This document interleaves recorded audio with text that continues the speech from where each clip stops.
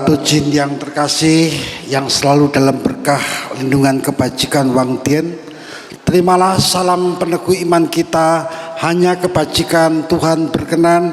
Wei Te Tong Tien Sancai. Sore hari ini kita panjatkan puji syukur kehadirat Tien Tuhan Yang Maha Esa,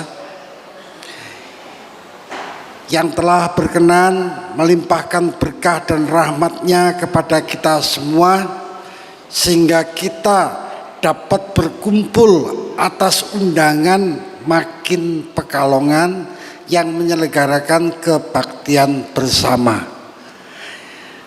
Pertama-tama kami sampaikan kepada Bapak Haryanto sebagai Ketua Makin Pekalongan, ya, yang telah cukup andil besar dalam penyelenggaraan kebaktian suci ini, sehingga kita bisa bersama-sama bersatu, ya, dalam suasana keguyupan.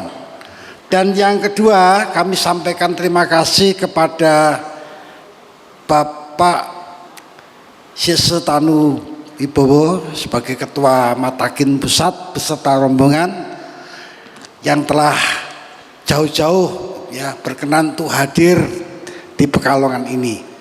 Dan juga untuk Bapak Ketua Matakin Jawa Tengah yang juga hadir, saya tadi lihat, ya, yang juga bersama-sama dengan kita. Baik, dan kepada seluruh makin-makin, baik Makin Solo, ya saya sebutkan, ya, Solo, Makin Semarang, Makin Tegal, Adiwerna, Makin mana ya, Purwokerto, ya, kemudian ada Makin dari Priangan Timur, ya, dan juga tadi ada info yang saya tangkap, ada kehadiran dari Kakin atau Sakin, ya, dari Magelang, ya, mungkin bisa berdiri sebentar, yang mana kira-kira dari Magelang? Ya, bisa berdiri sebentar karena kita masih baru mengenal ini. Ya, baik, terima kasih. Baik para Tujin yang terkasih, kita singkat saja waktunya karena kita masih banyak acara-acara yang akan ditampilkan setelah ini, maka kita akan langsung membuka, ya, kitabnya tidak bawa, ya, tapi saya akan bacakan. Di dalam Sabda Suci atau Lun I jilid yang ke-15 pasal 2 ayat 1, 2, dan 3. Tadi telah disampaikan oleh petugas renungan ayat suci, tapi tidak ada salahnya kami akan menyampaikan ulang, ya, agar Tujin bisa memahami tentang bagaimana ajaran Nabi Agung Kungce ini sangat memberikan kontribusi dalam kehidupan kita. Oleh karena itu, kita perlu memberikan perhatian secara khusus, ya, kepada agama kita Konghucu ini. Agama bukan untuk dilewati atau sekedar untuk didengar, tapi untuk dipahami, ya. Di dalam Sabda Suci jilid 15 pasal 2 ayat 1, 2, dan 3.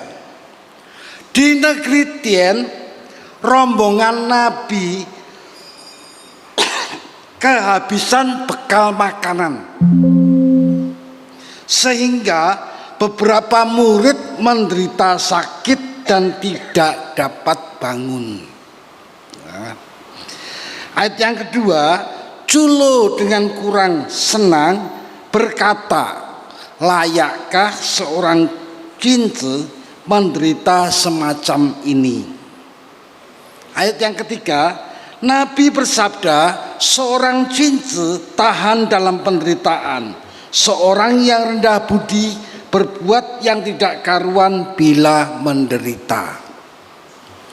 Para Tujin, kalau kita mengingat kembali sejarah dari pengembaraan Nabi Agung Kungce dari satu negeri ke negeri yang lain, itu dijalaninya selama 13 tahun.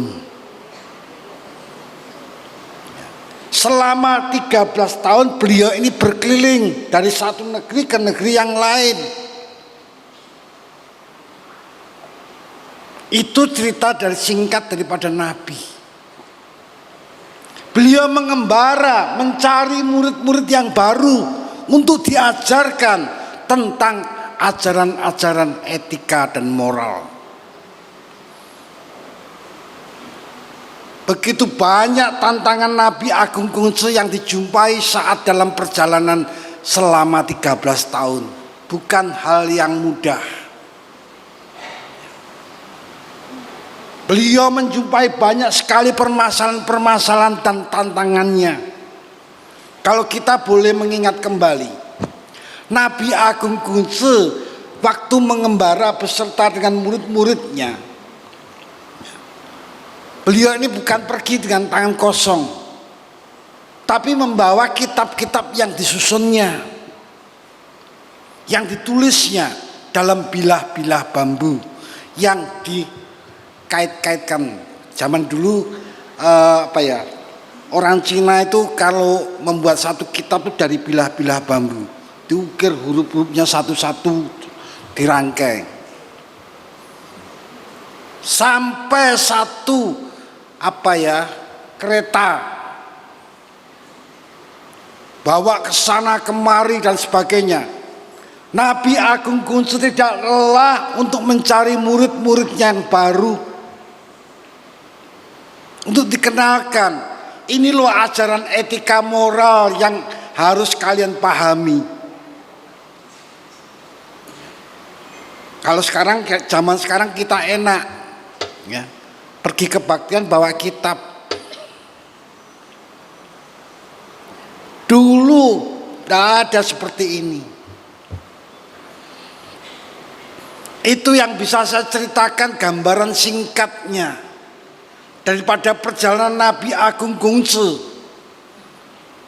ya, yang begitu menderita tuh jin, bukan yang enak. Banyak menjumpai hal-hal yang tidak mengenakan hatinya. Beliau lakukan perjalanan 13 tahun dari negeri satu ke negeri yang lain, mencari murid-murid untuk dididik, untuk dikenalkan ini loh ajaran Konfusianisme. Walaupun Nabi Agung Kungcu juga agak sedikit kecewa karena tidak menjumpai murid-muridnya yang banyak untuk dididik.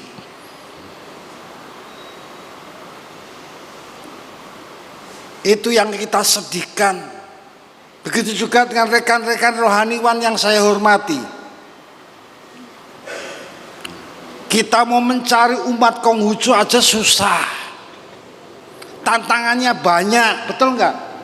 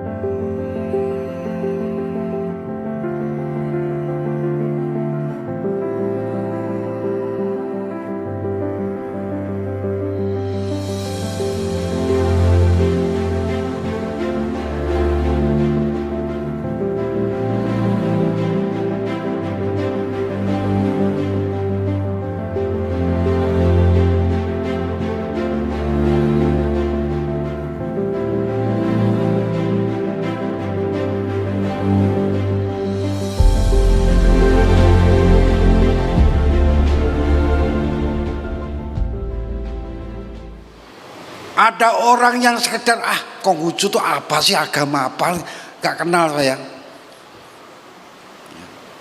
Banyak orang-orang yang saat ini tidak mau mengenal dengan agama Konghucu. Mereka anggap lewat. Mereka melewati.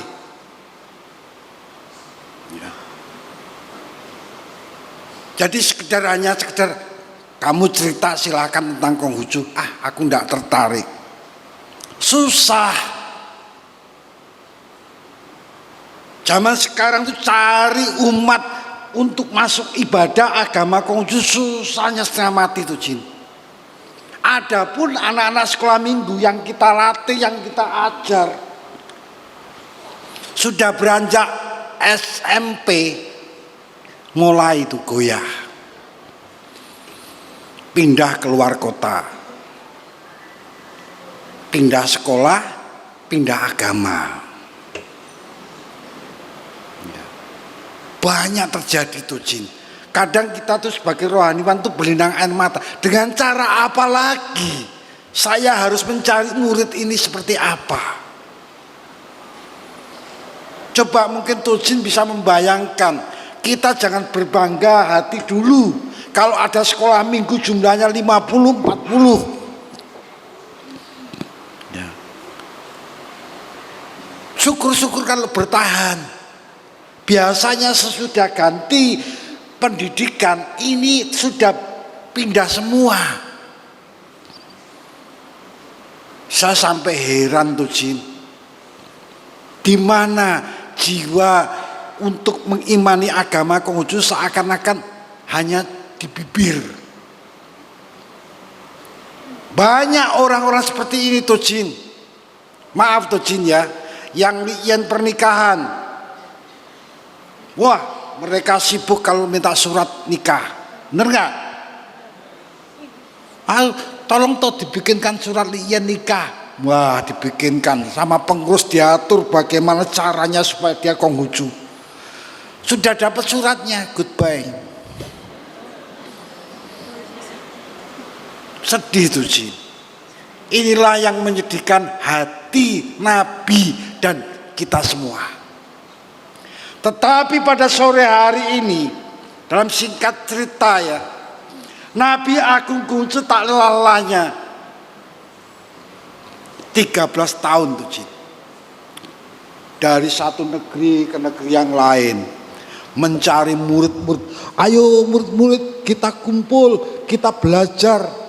Tapi tidak ada yang tertarik tuh Jin. Tidak ada satupun yang tertarik.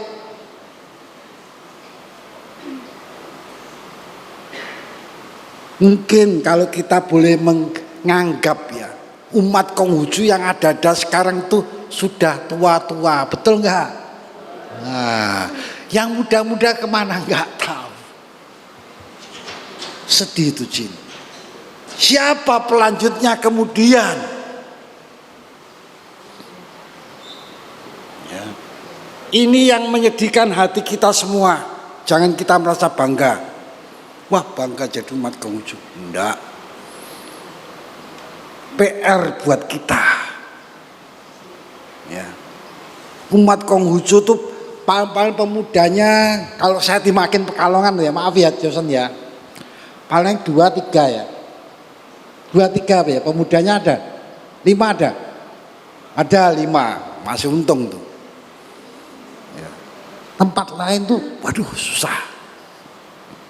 Tapi pada sore hari ini saya akan singkat khotbah ya. Di dalam cerita yang saya sampaikan ini, ketika Nabi tiba di negeri Tien beserta rombongannya, kehabisan bekal makanan sehingga beberapa murid menderita sakit dan tidak dapat bangun. Ini cerita ini sebagai gambaran.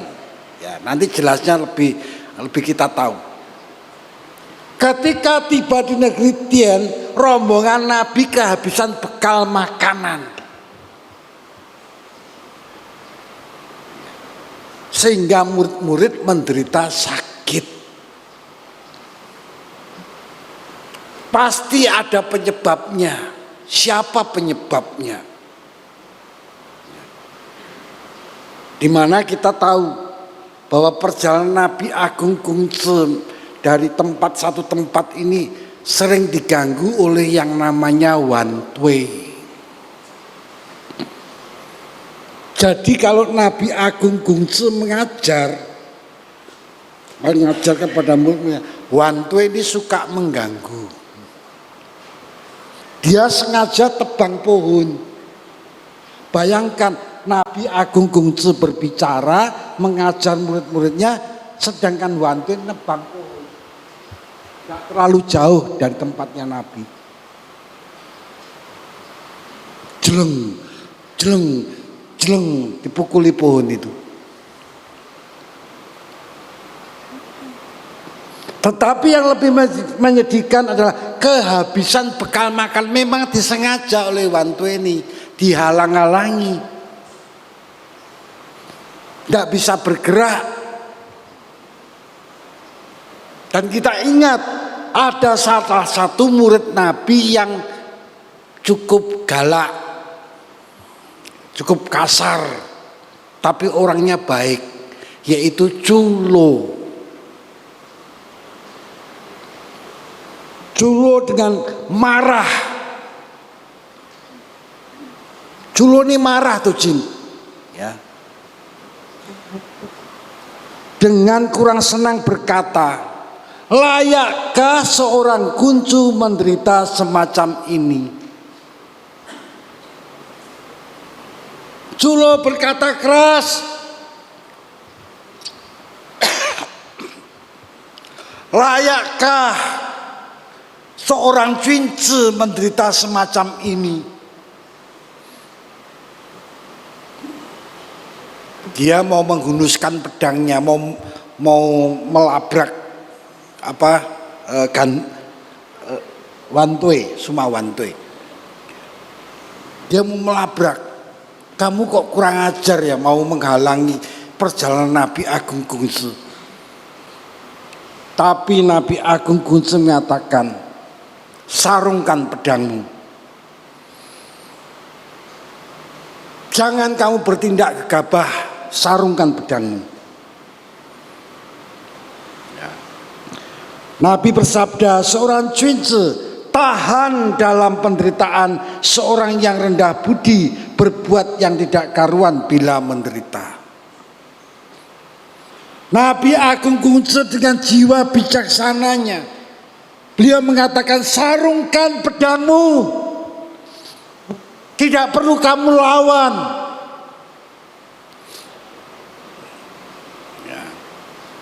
Seringkali dalam kehidupan kita juga sama, diganggu oleh permasalahan-permasalahan hidup.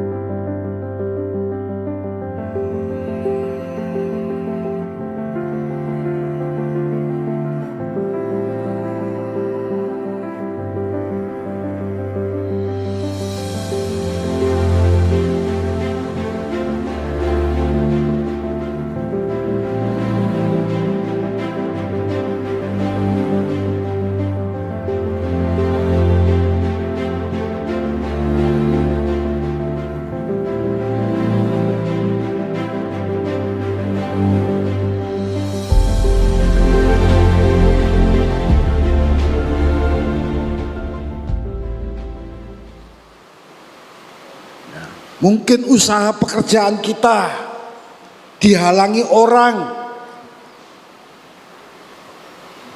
Mungkin dalam berteman kita dijelek-jelekan. Mungkin dalam berbagai macam masalah. Ya. Seringkali kita tidak minta jangan menyerang hidup saya, tapi mereka menyerang. Lelah rasanya hati ini. Aku ini orangnya sudah diem loh, tapi kok dijelek-jelekan, iya enggak? Iya enggak? Saya ini sudah diem loh, kenapa kok saya dimusuhi terus? Seringkali kehidupan ini seperti ini toh Jin.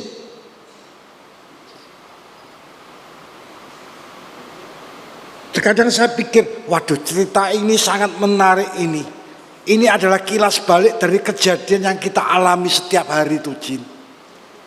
Mungkin kita hidup disalahpahami orang. Ya.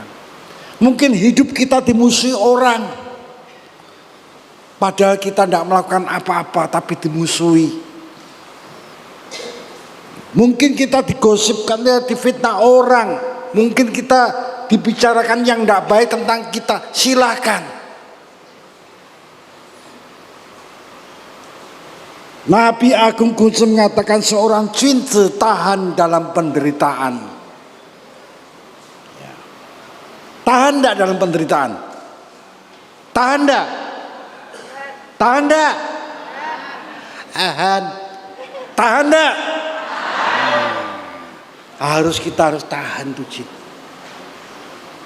Jangan kita gampang menyerah, putus asa. Lah sudahlah, ada masalah sedikit dalam kebaktian itu hal biasa. Jangan terus, enggak datang lah. Cuma kadang lucu ya tuh jin ya, umat Konghucu suka mogok, enggak datang kebaktian karena satu masalah. Jangan. Kita di sini datang untuk mencari kebenaran daripada ajaran Nabi, bukan mencari permasalahan dengan manusia. Ya. Ibu-ibu tuh biasanya ibu-ibu ya, hati-hati ya. Dalam berkumpulan, dalam kebersamaan kita, jangan sampai kita membuat satu permusuhan. Ya. Ibu-ibu tuh biasanya kalau satu kata, 10 kata, ya bisa 10 kata.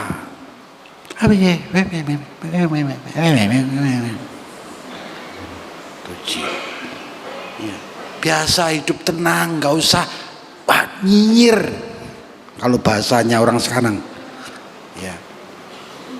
Nanti ada temannya yang sedang antri makan. Nanti kalau nggak datang kebaktian kita yang rugi. Lebih baik kita kunci mulut kita. Jangan sembarangan berucap kata. Walaupun kita tahu ya sudah, diam aja. Tujin, karena apa?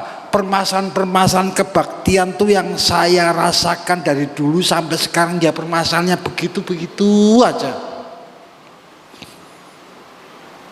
Tapi sore hari ini saya ingin kita sadar bahwa di dalam ajaran-ajaran Nabi selalu menuntun kita kepada kebenaran.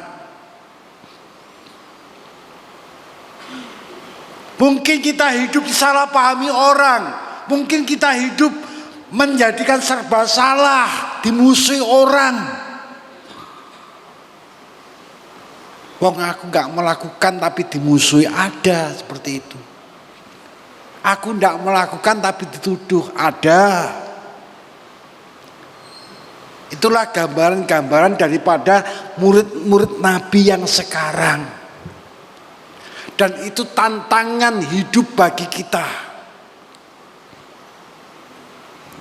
Jangan kita terus menyerah, nggak kebaktian. Ya, jangan tuh jin. Coba tolong angkat tangan sebentar. Yang rajin kebaktian yang mana?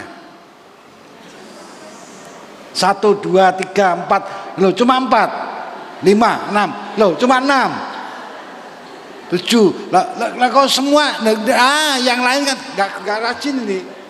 Ya. Harus rajin kebaktian. Kapan waktunya kita kumpul? Kapan waktunya kita ini bersama? Ya. Kita jangan merasa sudah lega lah, sudah puas. Ya. Saya ingin umat agama Konghucu ini semakin hari semakin bertambah tuh jin, bukannya berkurang. Apalagi kalau kita ini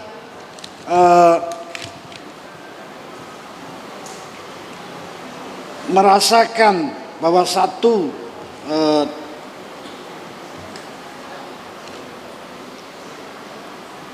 merasakan satu kebersamaan yang sangat luar biasa.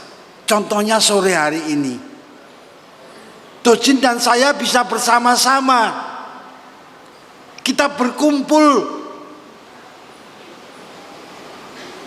Sekarang absen dulu lah, absen aja lah, gampang-gampang.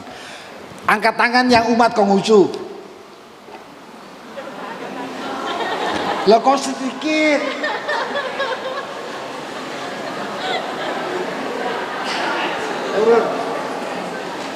Yang lain bukan agama Konghucu. Hah?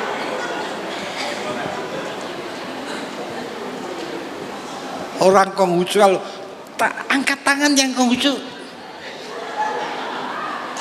Yang lain. Inilah ya yang kita harapkan dalam kehidupan ini. Ya, kita sebagai umat Konghucu harus bisa memanage ya.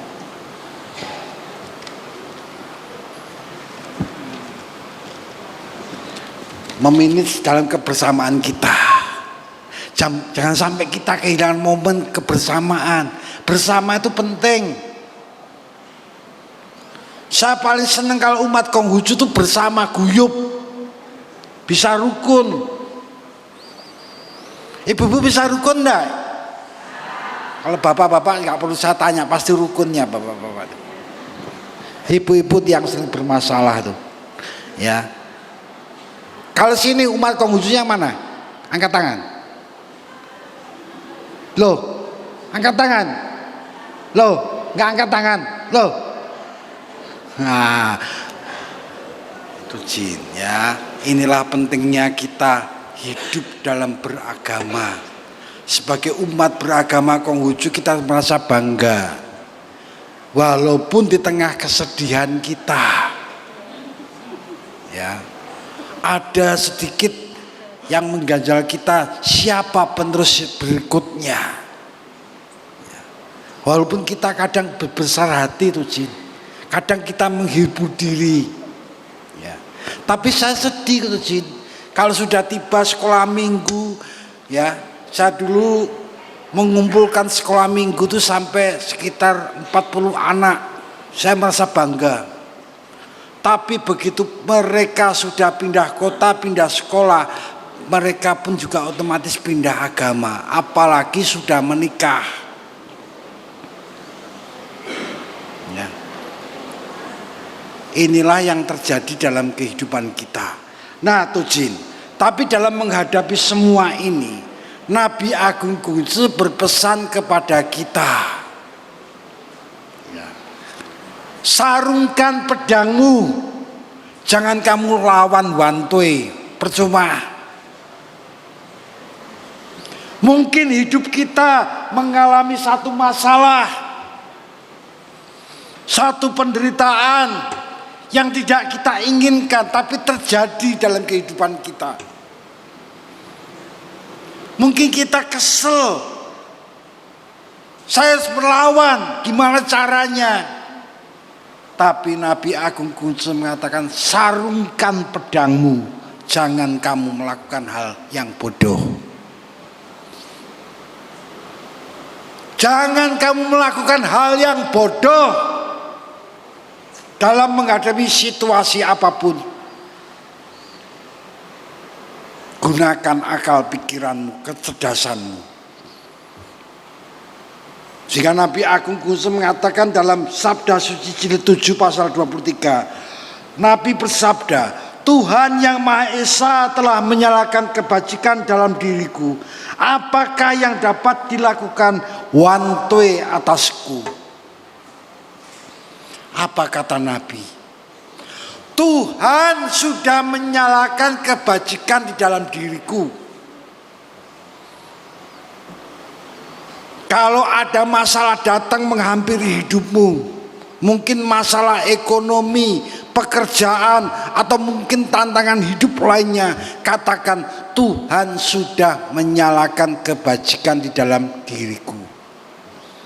Apa yang dapat dilakukan masalah atas hidupku?